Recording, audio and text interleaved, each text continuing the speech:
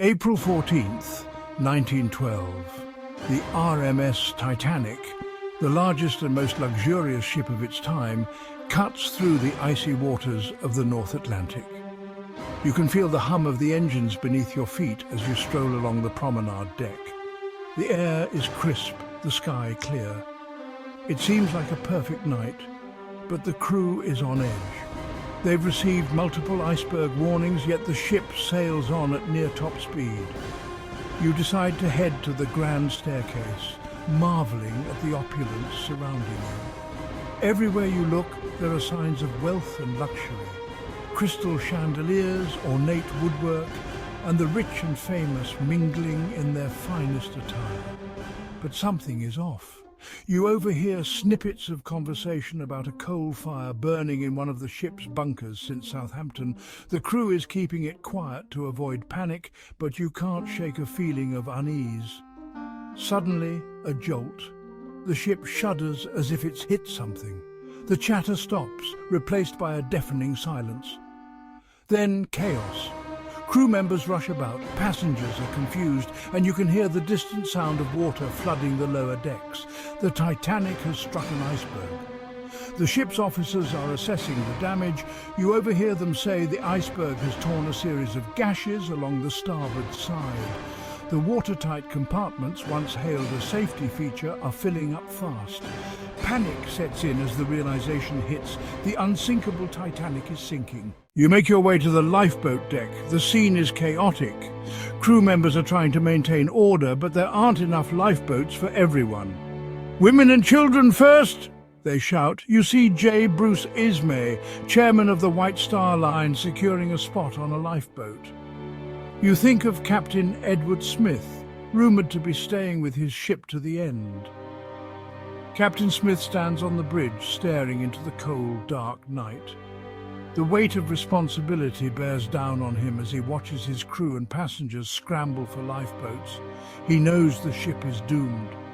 His experience tells him that the lifeboats won't be enough. His thoughts are interrupted by an officer's report. 5 compartments are flooding.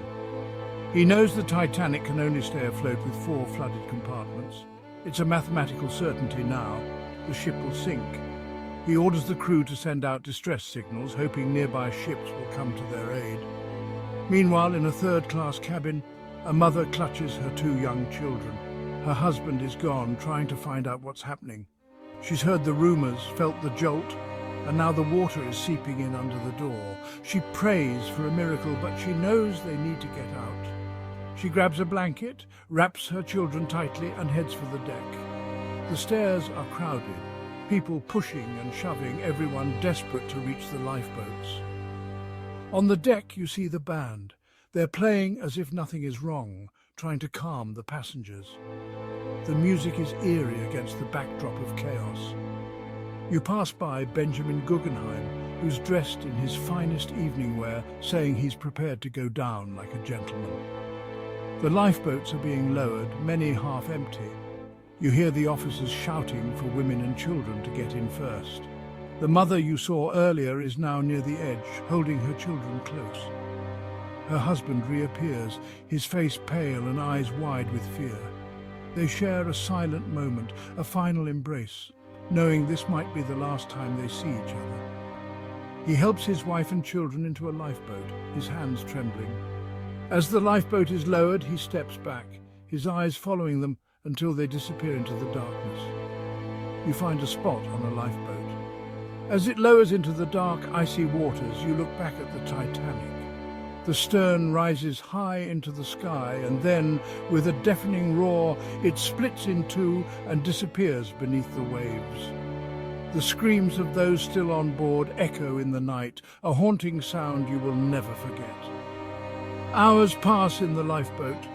The cold is unbearable, but rescue ships finally arrive. You are pulled aboard the RMS Carpathia, along with hundreds of other survivors. The realization of what happened sinks in. Over 1,500 lives lost. The unsinkable Titanic is now a legend. In the aftermath, you hear of the conspiracy theories. Some say J.P. Morgan, a powerful financier orchestrated the sinking to eliminate rivals like Guggenheim, Strauss and Astor, who opposed his plans for the Federal Reserve.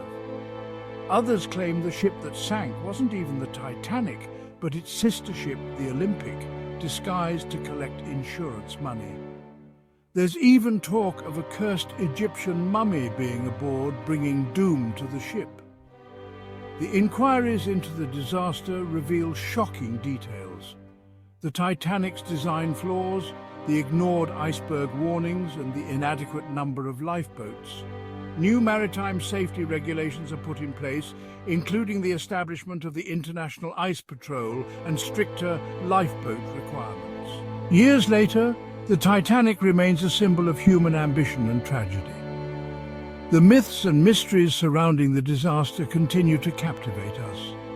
As you reflect on that night, you realize the Titanic's story is more than just a tragic accident.